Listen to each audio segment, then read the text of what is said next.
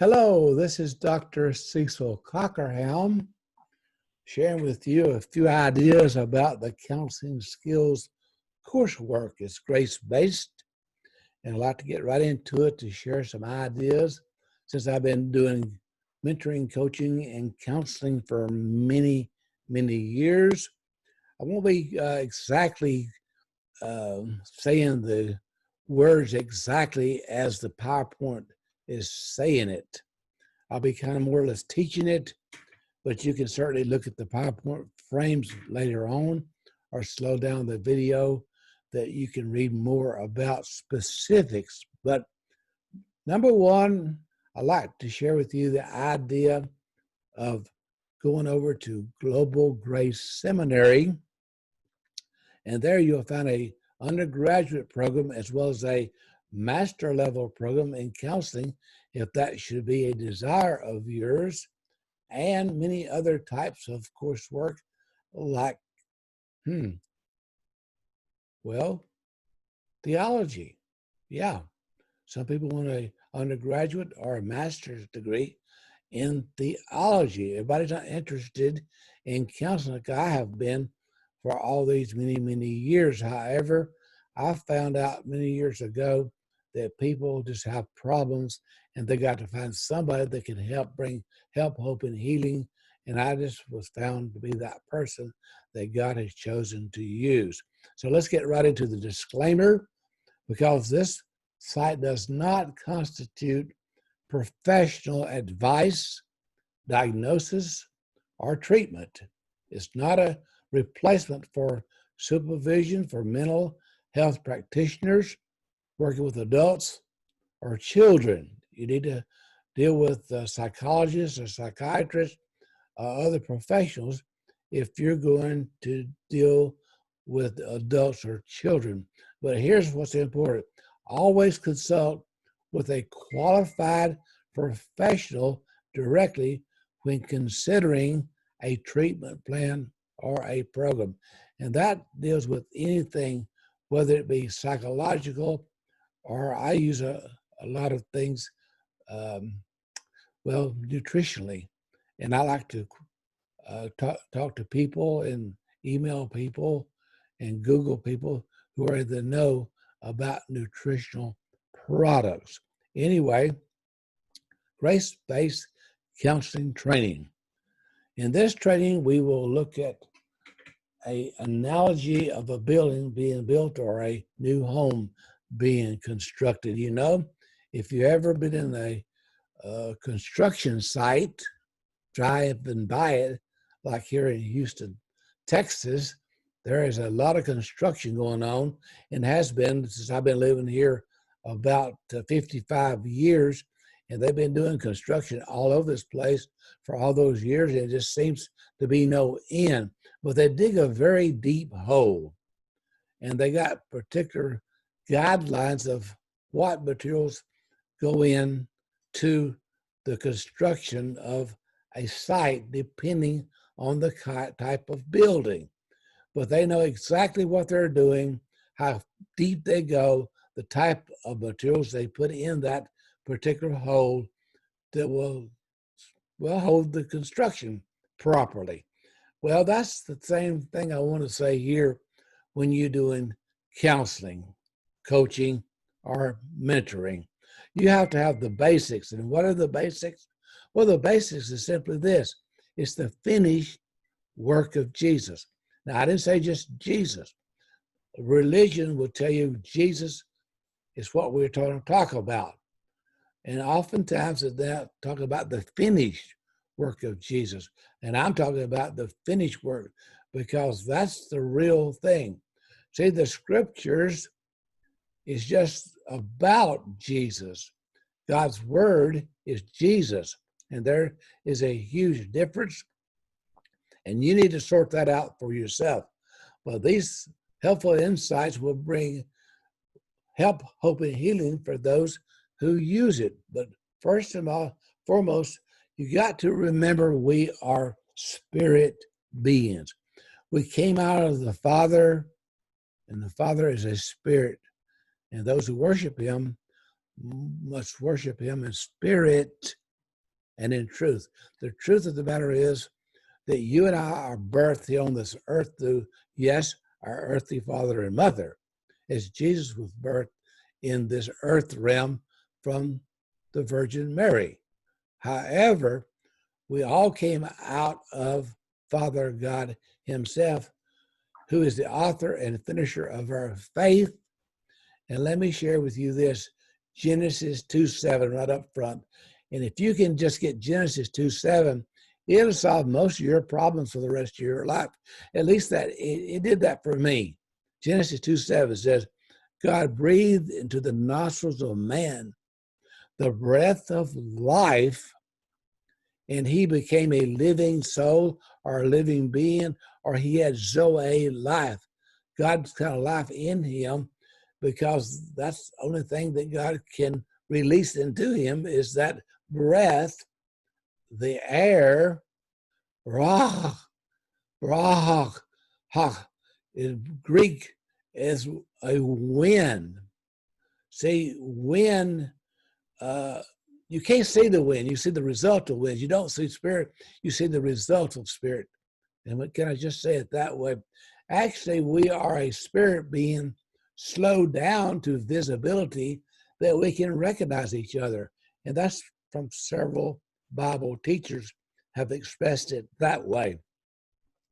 But look up the word spirit, which is P-N-E-U-M-A, pneuma, and look up the word flesh for sarx, S-A-R-X, and that will give you some great information. So let's jump right into it. When we react to the flesh, we do not experience true peace because our decisions were based upon our knowledge, which is soulish. And that is the real problem I've found for many, many years. People are living out of their soul rather than their spirit. And you have to determine what soul is and do your own research. But soul has to be underneath or ruled by spirit. Because spirit is the real truth, and soul is that truth that we believe, the lies that what we've been told about, which are not really truth at all, but they're deceptions, and you can be so deceived through the soul. The spirit is who we really are. We're a spirit being. We live in a body, and we do have a soul. And what is that soul? It relates to the five senses.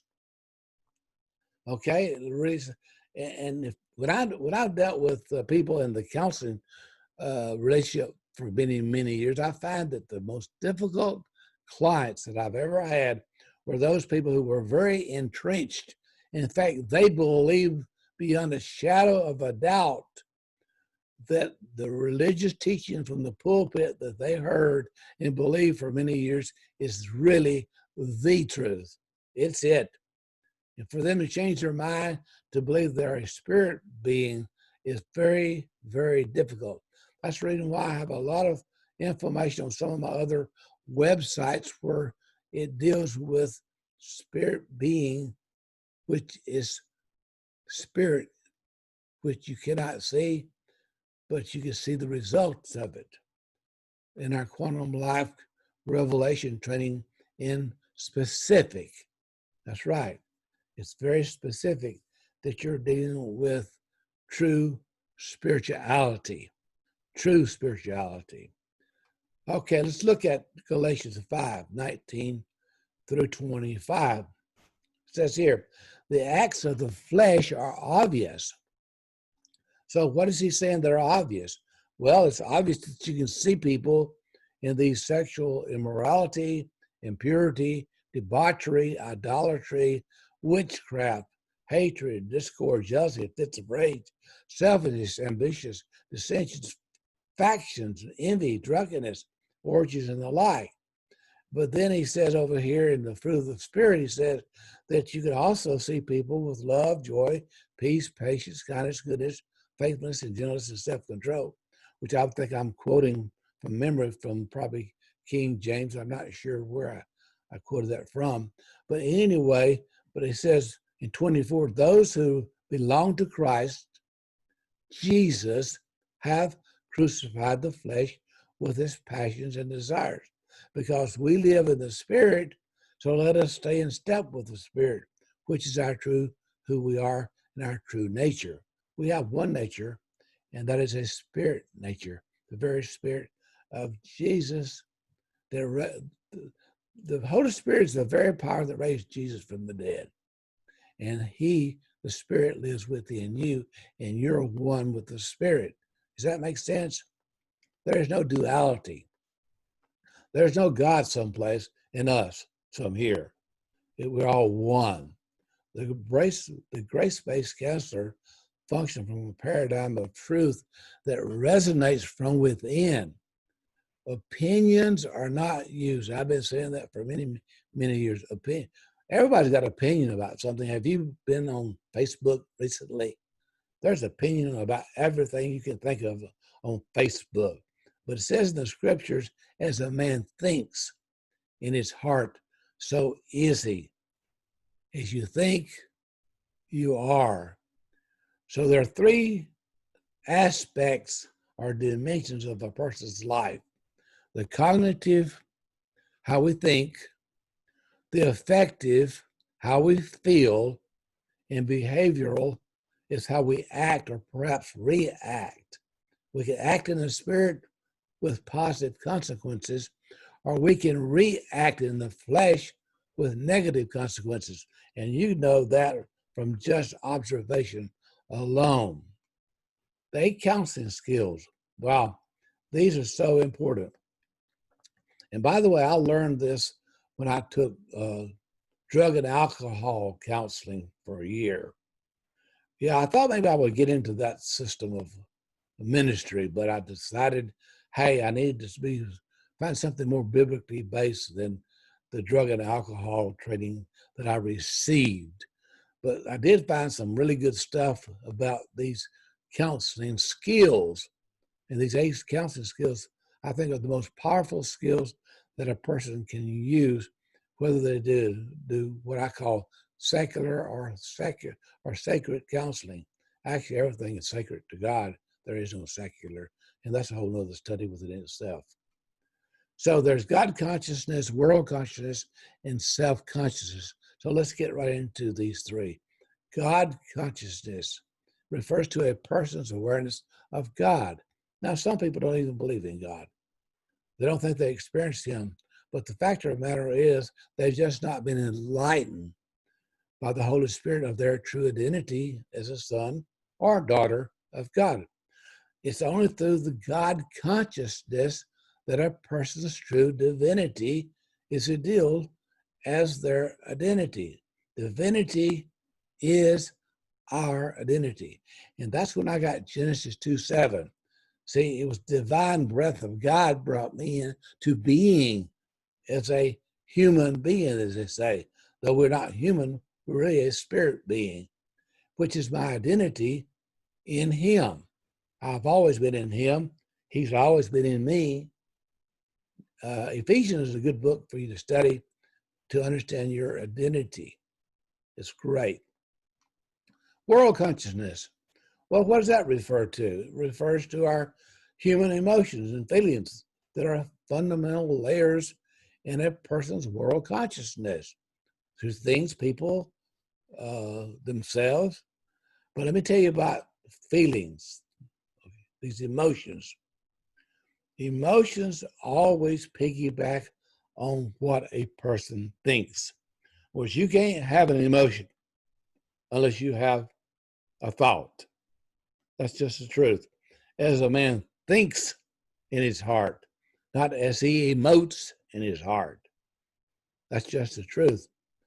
So anyway, emotions always ride on top of or piggyback, what I say, our thinking. So if you want to change the way you feel, it's simple.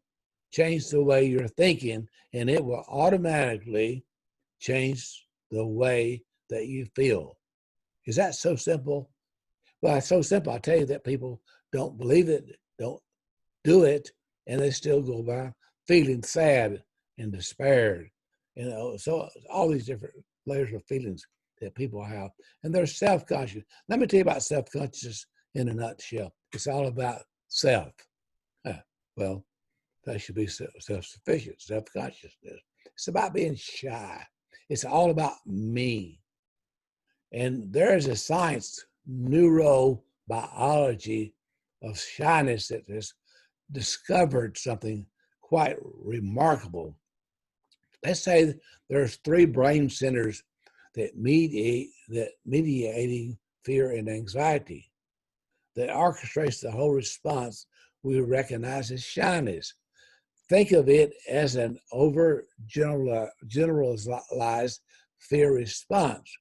Self-consciousness can be a major factor and a cause for a lack of self-confidence. Remember, it's all about self, but our true self is our identity that we're related in our oneness with God Himself. There is no duality. That's a religious talking point. Duality, separateness. No, we're one. Hey, Jesus Christ, the wonderful counselor, the 8 counseling skills. But always remember, Jesus is have always been our sure foundation. So let's look at these 8 counseling skills. These you will use the rest of your life. Even if you're not a counselor, coach, or mentor, just be who you are, dealing with people every day in any kind of a relationship, and you'll find that this is it. Attending, paraphrasing, reflection of feelings, summarization, probing, counselor self-disclosure, interpreting, and confrontation. These are the counseling skills I learned many, many years ago, thinking that I might go into the alcohol and drug counseling arena, but I did not. I found that I wasn't a stepper. I'm not going to get up in a meeting every time and say, my name is so-and-so and I'm an alcoholic. No, you're free. You've been freed, and act like you're free. But here are the things that are important about attending.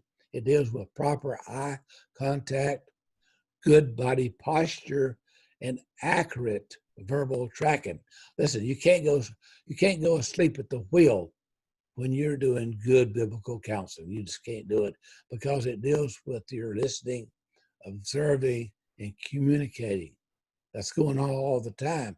You got proper eye contact, good body posture, and accurate verbal tracking skills. You got to be in tune with listening and observing, which is taking place continuously in the counseling session. What's the purpose of that attending then? It's encouraging the counselee to express their ideas and freely feel what's going on. They help the counselee relax and be comfortable in counseling relationship. That's called the session. And then 3, giving the counselee a sense of responsibility for what is happening in the counseling session. And that's always important that we do that. Nonverbal skills, nonverbal communication is watching, listening, and interaction with each other. So what does that involve? It involves body posture, facial expressions, eye contact, and gestures.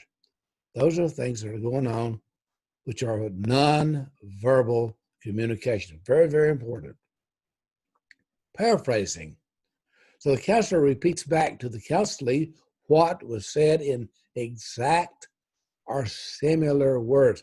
Listen, you can't be asleep at the wheel in the counseling relationship and be able to say back exactly or similar words to what was said by the counselor. It's impossible. You got to be alert. I tell you what, counseling is really intensive, a skill that can be tiring if you're not up to it. When paraphrasing takes place, though, it serves to confirm that both the parties are actually understanding each other. It's that simple. It's that simple. Let me tell you what. Communicates to the counselee that the counselor understands or is trying to understand what is being said. It sharpens the counselee's meaning of words, that is, to have his or her words repeated back concisely by the counselor. And this process encourages the counselee to expound their discussion of the subject, and it clarifies confusing content for both the counselor and the counselee. Let me tell you what, if you say something back to them in similar words, they'll let you know that's not what I was talking about. That's not what I said, or that's not what I meant. See, that's very important for you to know that as the counselor. That means that we need now to understand the communication between the two needs to be tweaked in some way. The purpose of the paraphrasing is to clarify confusing content, as I was just saying, from both the counselor and the counselee. Let both counselor and counselee know if actual verbal communication is taking place. In other words, it needs to be accurate. And if it's not, then you make subtle changes. Verify to the counselor that their perception of the verbal content is correct. A lot of times I thought people were saying a certain thing, but when I said, now, is that what you were saying? And they said, no, that's not what I'm saying. That's not what I meant. And that gets you into another conversation of how to clarify the content of what is being discussed in that counseling relationship. It's very, very important. These things are more important than you think they are, because you got to put them in context of having done this like I have for many, many years. I understand all these frames from a practical, realistic, real situation. Reflection of feelings. The counselor is to help the person being counseled to identify and express their feelings about people, places, and things. Dealing with feelings and emotions, ours or others, is one of the most difficult parts of human relationships. Let me say that again. It's very important that you catch this. Dealing with feelings and emotions, ours or someone else's, is one of the most difficult parts of human relationships. Whether it's your spouse or your kids or somebody on the job or somebody in your church or some organization, let me tell you what, that is a very difficult part of human relationships. It's difficult. In the American culture does not value free expression of feelings and emotions. Understanding other cultures can really help also. Some cultures, there's a lot of difference. Here's one, American culture. At an early age, we learn to control, mask, or deny our feelings. We have all heard it stated, boys don't cry. In fact, in our school system, intellectual achievement is very, very important, but not emotions. Often from very early age, we're conditioned to restrain or even deny our emotions. And that's just the truth. In grace-based counseling, we must communicate with the counselee on a cognitive level concerning people, places, and things. Furthermore, we must address the affective level which constitutes our feelings and emotion concerning these same things. No, we must, as a real counselor, address the whole person, spirit, soul, and body. Now, the purpose of reflection of feelings. What are the purposes? Okay? It's to convey to the counselee that counselor understands, or at least he's trying to understand, the feelings of the counselee, to clarify the counselee's feelings and attitudes by mirroring them in a non-judgmental way. Non-judgmental way is key here.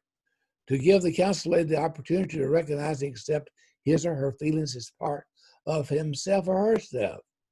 To verify the accuracy or inaccuracy of the counselor's perceptions of what the counselee is saying and feeling. And to bring out problem areas without the counselee feeling pushed.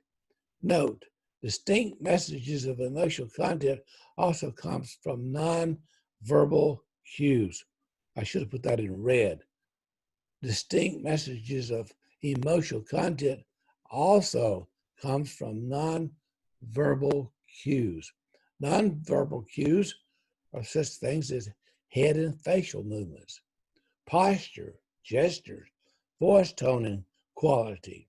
Some examples of nonverbal feelings: lowered head, folded arms, restlessness, crying, slowly of speech. And I've had all those things. I've seen all those things in my counseling years. Summarization. The counselor will review the main points and of the discussions in the counseling session. Now, this summarizing will focus on both content and feelings, should be brief and to the point. Here's what's important: no new information or discussion should be included. Let me say this again. It's very important that you catch that point. No new information or discussion should be included. This time of summarization is just pulling all the pieces together to make a picture for the counselor lead. The purpose of the summarization is to ensure continuity and focus in the counseling session. To clarify for the counselor lead who has scattered thoughts and feelings. This can close discussions on a given topic, thereby clearing the way for a new topic of discussion in a later counseling session. It provides a sense of movement and progression to the counselor lead by drawing several of their thoughts and feelings into a common theme that can bring closure. True, that can bring closure. Probing. Now, this one here is tricky. Probing. The counselor uses questions or direct statements that help the counselor look at situations needing further exploration. This is necessary because the root problem must be identified if true closure is to be accomplished. This is something I've said for years. Bad roots give bad fruit. Let me say that again. You need to catch this. It's important. Bad roots give bad fruit. It's just a fact. A probing question, sometimes called open-ended questions, require more than one word, like a yes or no answer from the counselor lead. Very important for probing. When something is phrased as a statement, the probe contains a strong element of direction by the counselor. Now, catch these things the way they're said, how you say things differently. For example, the counselor could say, "Tell me more about your drinking only on weekends. Tell me more about your relationship with your parents. Tell me how you felt when the boss made negative statements towards you in the sales meeting." And this is my very favorite. Could you expand on that a little more? See how you open them up to start talking about themselves. How does that make them feel? Could you expand on that a little more? See, that'll get the conversation going where you find out more information is available. Purpose of probing. The purpose of probing is to help focus attention on a feeling or content area. Help the counselor have a better understanding of what is being described by requesting additional information. Help encourage the counselor to elaborate, clarify, or illustrate what they have been saying. And help enhance the counselor's awareness, understanding, and feeling concerning a situation. Now put this in red, bold red. Help direct the counselor's attention to areas the counselor thinks needs attention. You will sense in the counseling relationship, if you're sensitive enough, that they are avoiding somewhat about talking certain areas that are brought up in the conversation. It may be something that they're avoiding about their father or their mother, sister or brother, the boss, a friend, a pastor, somebody they're avoiding in that conversation that needs to be looked at closer, shall I say. The counselor uses their judgment. That's me, the counselor, uses their judgment to identify an issue touched on by the counselor that needs further exploration. As with each of these skills, the counselor uses probing only after attending the counselee. This is crucial. This is very important. You must earn the right to probe. You just can't jump in and confront somebody about what they have not been saying that they should have been saying all along. You've got to be gentle. You've got to listen and observe, and the counselor may identify matters that either seem unresolved or perhaps need further investigation. You'll sense that something else needs to be discussed somewhere along the line to bring out what really is going on with their father or their mother or some other person. Self-disclosure. This is important. The counselor shares his or her own feelings, attitudes, and experiences for the benefit of the counselor. Or she's going to tell a story, some incident that happened to you that would bring them out for them to talk about something in their lives. Now, all disclosures should be related directly to the person's situation. Now, sometimes, because I didn't have something that would relate specifically to that person's issue at hand, I used stories that I had heard from other people in the counseling relationship that related to their issue at hand that we're talking about in the counseling relationship there at that time. I don't disclose who they were, but I tell them, the other person, I tell their story that brings out them wanting to get into their own story in a deeper way. And I think it's very, very effective when you do that, self-disclosure. Because the purpose is to build a sense of trust and rapport between the counselor and the counselee. It reduces the counselee's feelings that he or she is unique, alone in the situation. And when you do that, they'll feel like, well, heck, somebody else has had the same problem and they overcame it, so I guess I can too. I'm not the only person that ever had this problem. And that, you understand what I'm saying here? It fosters a feeling of empathy in the counseling relationship. It enables the counseling relationship to move to deeper levels. It promotes the expression of feelings about the counselee and the counseling relationship. And it creates an atmosphere in which the counselee feels free to express content and our feelings that they had previously avoided.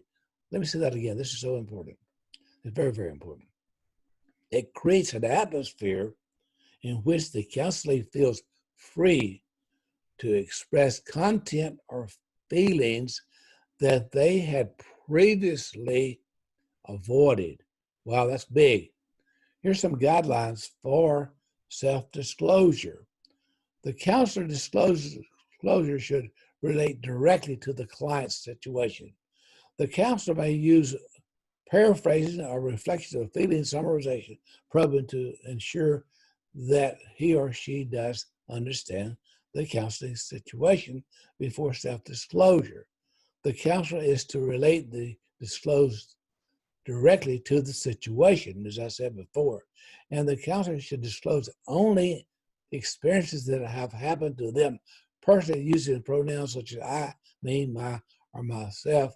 But as I said, you can add to this a good story that someone else has shared with you in the counseling relationship that related and would relate to this person you're now counseling in their situation, that would open them up to give them an opportunity to go more deeper into levels of intimacy that they were not willing before to do, but now they're willing to open up and share the deeper things in that particular counseling session. It's very, very powerful. Use your own story or somebody else's story, but it's a powerful way to use this self-disclosure. Interpreting. The first step in interpreting is to determine the basic message or messages the client has expressed and restated back using language like, well, the way I see it, or I wonder if. Now, these are two appropriate ways to begin an interpretation. The counselor then will help the counselor consider alternative solutions. Important. Interpreting involves additional ideas from the counselor to provide a new frame of reference to see other possible solutions. This is crucial, guys. If you're going to do this, this is a great way to do it. You got to give them some new ideas. Maybe they're stuck and they can't see they don't see another possibility in their particular situation, how they can move forward without your adding these new ideas. And the one way to make this effective is to add a similar phrase like this. And this is so good. I've used this hundreds of times. Am I understanding you correctly? Let me say that again. You need to memorize this. Am I understanding you correctly? Let me tell you, if you're not understanding them correctly, they will tell you, well, no, that's not what I said. That's not what I meant. Or you could use this one here. Does this sound correct? Does this sound correct? I've used either or both of these many, many, many times. At the end of a new point in a conversation, I'll make a statement. And then I say, am I understanding you correctly when you said that? Now, they're going to tell you really quickly, no, that's not what I meant about that statement. Let me tell you what that really means. You see now you're back on track. You're tracking with the counselee. You're tracking with them to find out what really is going on and how together you can have a good solution to the situation. It's that easy. Interpreting include the following: determining and restating the basic message. It's adding the counselor's ideas for a new frame of reference. And it's checking out the new ideas, that is possible solutions, with the counselee. You might come up with a really, really neat idea being led by the Spirit as to what will be the next best move for the counselee. This is wonderful. I love doing this. Here's some helpful guidelines for interpreting. Interpreting is a complex skill. The following guidelines will be helpful in interpreting. What? The counselor should use simple language at the level that the counselee is operating. Catch that, please. Be sure you understand the educational level of the person that you're working in a counseling relationship. Don't use terminology, psychological terminology, biblical-based terminology, like things that you would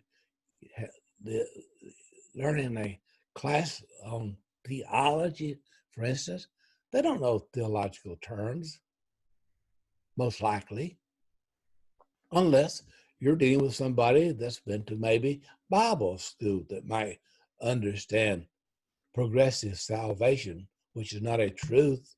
It's evangelical, but there's no progressive salvation. You see, that word is a buzzword. That's not finished work terminology. That's evangelical terminology. So you need to understand the difference in terminology and what those words mean. Okay? And the counselor should encourage the counselee to get in the habit of considering a range of alternative ways to view their situation. Example, the counselee might say, feelings of loneliness have caused me to drink in the past. And here's what the counselor might respond to by saying, let's look at some things you might do to deal with loneliness, the feeling of loneliness. Let's make a list. Some things that you might want to do to consider on the weekends when you begin to feel lonely and you start to drink. Maybe this is some things that would be helpful. So you can make a list of maybe, well, you could call your buddy to go bowling. Wow. Well, that may be different than staying home in your apartment and drinking all weekend. That's just a quick thought in my head right there. Confrontation. Very important.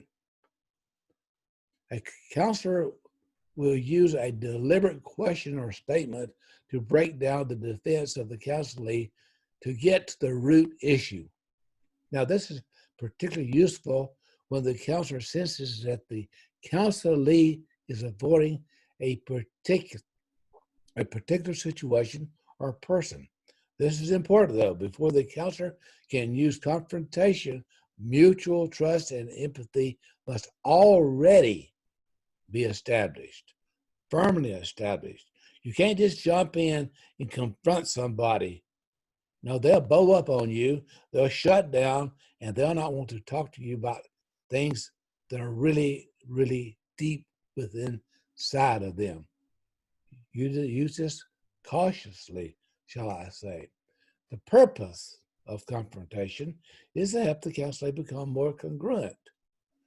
Whereas what they're saying and what they're doing should be compatible, to focus on problems that the counselor might need to act on, to establish the counselor as a role model in using direct and honest open communication, to break down the defense of the counselor has put in place consciously or unconsciously, very important, to enrich the condition of empathy in as the counselor perceives the counselor has their best interests at heart.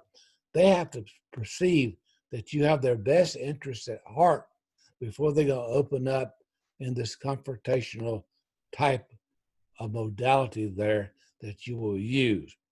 To encourage the counselee to acknowledge their feelings and behavior by bringing to the surface things they have been denying, unable to discuss. And when you can bring that up to the surface and discuss it, you have come a long way. Here's some helpful guidelines when confronting. There are a few guidelines that the counselor should keep in mind when confronting. Mutual trust and empathy must already be firmly established as part of the counseling relationship. It must be done in a positive and constructive way, not as a negative or punitive act by a judgmental counselor. Let me tell you, if you're a judgmental counselor, you might as well just go ahead and quit. That's not something that you'll need to do. Never speak in general terms. For instance, you're always talking about changing your behavior, so why don't you do it? Oh, no. Never say that. Here's a better way to say that. If you say you want to quit drinking, or whatever the situation may be at hand that you're discussing, but what I see you're doing is figuring out a way to get a pint to get through the day. You see, that's different. Or it appears you are continuing to receive benefits from drinking. It appears that you continue to receive benefits from drugging. It appears, and you can add whatever you're dealing with the person, whatever it may be, okay? Could be, oh, it appears that you're receiving some benefits, aren't you, from the way you've been lying to your parents. It might be a teenager that you're counseling. You can say that. Well, you look like you're receiving some benefits from lying to your parents, right? Is that what I hear you saying? Could you elaborate a little bit more on what have you been saying? You see, you can get right into that conversation. Group counseling will be our next one that we'll use, and that'll be our next group of PowerPoint frames. But for right now, we're going to close out this session here and say, wow, it's been good, but I want to stop the recording.